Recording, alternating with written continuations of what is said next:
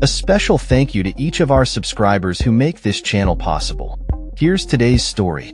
In a significant ruling, a federal appeals court has upheld President Donald Trump's decision to restrict access to the Associated Press (AP) in key presidential locations, including the Oval Office, Air Force One, and Mar-a-Lago.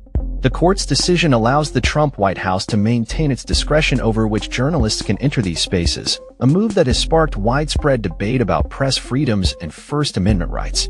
The ruling came from a panel of judges, Naomi Rao and Gregory Katsas, who stated that the White House is likely to succeed on the merits of its case, arguing that these presidential spaces are not public forums for private speech and discussion. This decision reverses part of a lower court's ruling that had previously ordered the White House to restore access to the AP at events where other media outlets were invited. However, the judges did make an exception for events held in the East Room, where the AP must be granted access, as it is customary for all pre-credentialed media to be invited to such gatherings. The judges emphasized that limiting access based on viewpoint does not align with long-standing First Amendment principles.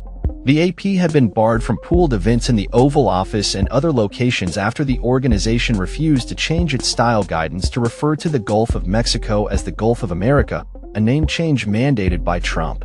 The AP subsequently filed a lawsuit, claiming that the restriction violated its First Amendment rights. In April, U.S. District Judge Trevor McFadden had initially sided with the AP, stating that the government cannot selectively grant access to journalists based on their viewpoints. However, the appeals court's recent ruling has reinstated the Trump administration's authority to restrict media access.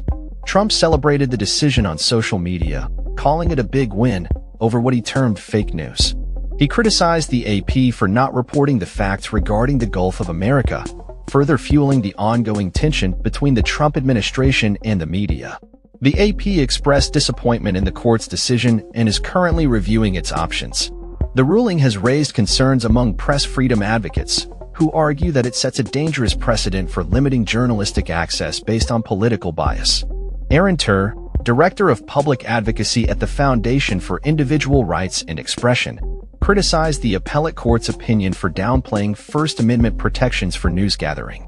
He urged the AP to continue fighting for its rights and those of all media outlets.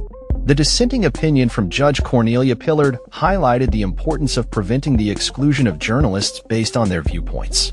She argued that such exclusions undermine the principles of a free press and would have constitutional implications for the White House's decisions regarding media access. The ongoing legal battle between the Trump administration and the AP underscores the complex relationship between politics and the press, raising critical questions about the role of journalism in a democratic society.